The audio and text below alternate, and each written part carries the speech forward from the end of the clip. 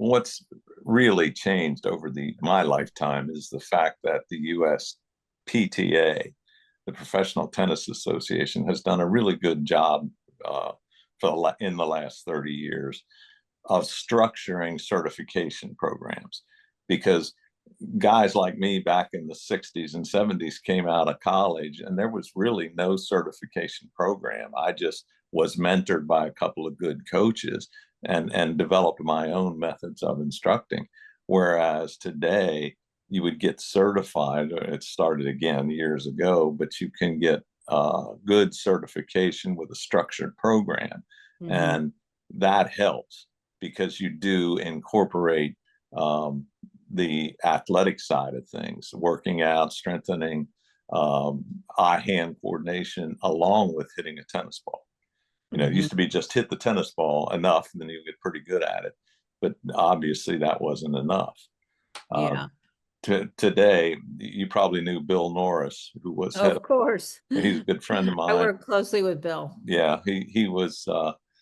I helped him get his first job in tennis, and he, coming from basketball, to learn how the difference. Yep. He and I worked together. I was his first tennis coach, and showing him the differences, the stress on the muscles.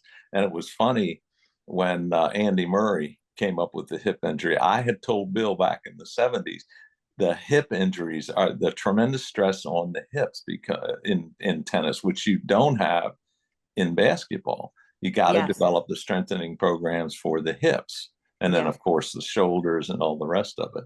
Yeah. But what's really good news is that the evolution has been from that side of it, rather than just hitting the ball, is the strengthening, stamina and strengthening. That's the foundation of it, of just not just technique, but strengthening it and preventing injuries. You've got to have good footwork. Good footwork is automatic. Yeah. If you don't have it, that's what any good coach looks at first and continues to work on. Because I can't tell you how many times I've said, stop stepping over, step forward, stop stepping over, step forward. Yeah. Because you step over, you lose all body control, and it's nothing but an arm swing, and all the stress is on your hips and your knees. Whereas if you step forward, you can get your hip into the swing, you can get your shoulders into the swing. It makes it so much easier. For Division I, it's really tough. There's, I think, last time I looked, there's 8,000 nationwide, and they're recruiting from around the world. So you're not just competing in your state, but you're competing with players from around the world. Yep. Again, a lot of prodigies, etc. But there's also levels of the game. So there are levels of Division I players.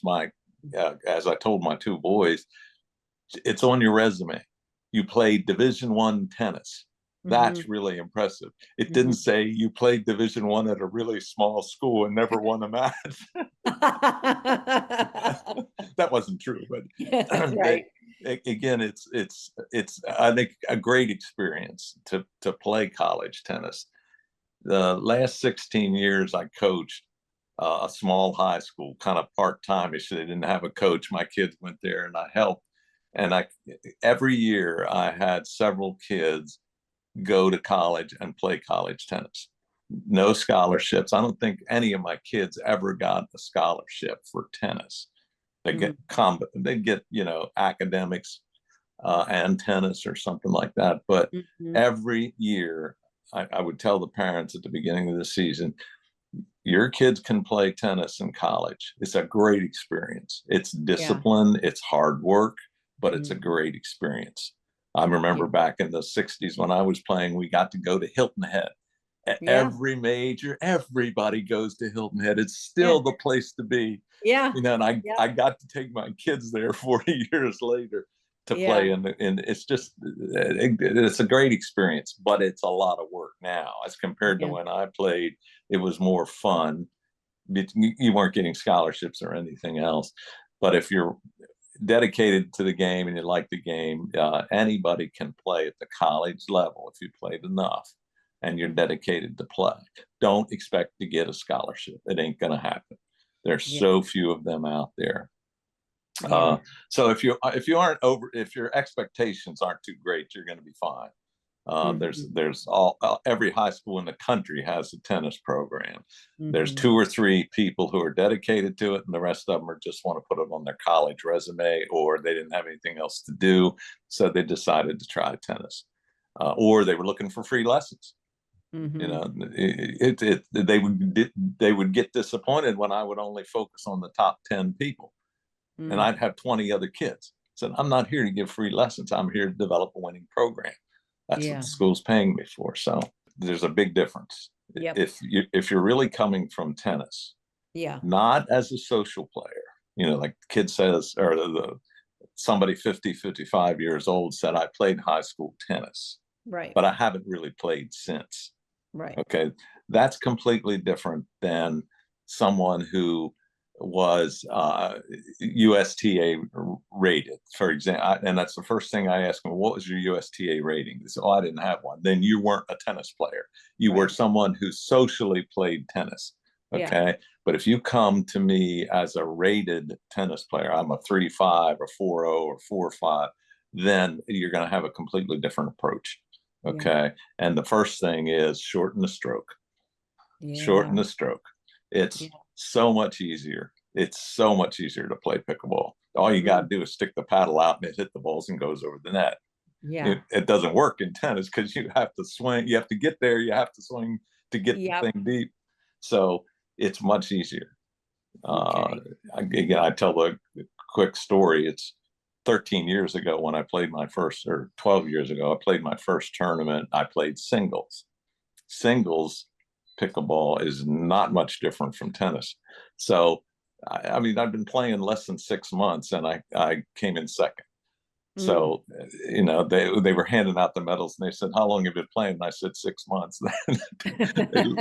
It's a different game. Now, we can talk about the guys who are transitioning from tennis to pickleball on the tour. Okay. They right away, they do really well in tennis. I mean, in singles.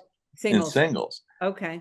But they don't win in doubles. And if you watched Agassi play with Leigh yesterday or the day before, he's good. He's really good, but he's nowhere near the pro level. Okay. And that's basically what most of them say. Jeannie Bouchard, Isner, the rest of them, the big difference is the tennis court's so big. And if you're really athletic and you're really in shape and you make a mistake when you hit the ball, you can recover and stay in the point. With pickleball, with that small court and with the incredible speed these guys have, if you make a mistake, it's over. The point's over. And they can't seem to get through that threshold. But the difference is Ben John's been playing for 15 years. Okay. He came from tennis, but he's been playing pickleball for 15 years. He knows where you're going to hit the ball or where you should hit the ball. And he knows what he's going to do with it. And he does it. Whereas you're coming from tennis, you're still not sure. And that's basically what they say as far as the singles to doubles or mixed doubles. But you look at Leigh. Leigh was a rated tennis player. Nationally ranked soccer player, really good athlete. Her mom played Division I tennis. Okay. But so she didn't have any of the bad habits. Okay. And again, she changed the game because her mom, being a Division I tennis player, said, we just hit it hard. Back then, you didn't hit it hard. Back then, it was hit at their feet, hit it soft, hit the third shot soft. So and that's only been, she was 12 when she started. She's now 18. So it's in a few years, she's changed the game radically. And then the paddles have changed radically too. You have to prioritize. If you want to play competitively when you're 80, it takes a lot of discipline, a lot of training.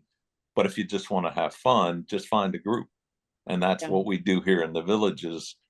Unlike any place else in America, we have every level all the time. So you can go to this set of courts and there'll be 5-0s playing, and they're 50-year-old. They're not going to play with the 80-year-old. The 80-year-old may be a 5-0, but a 5-0 at 80 is a lot different than a 5-0 at 50. Sure. So again, if you just want to play for fun, they're the ones that get hurt the most because they don't take any effort to stay fit in a lot of cases. Yeah. Again, it's different here in the villages. We have a lot of people who are dedicated to fitness. That's why they live here. I mean, I came here because of tennis, and I was going to continue to teach it and coach it, but it's with my age group instead of with the kids.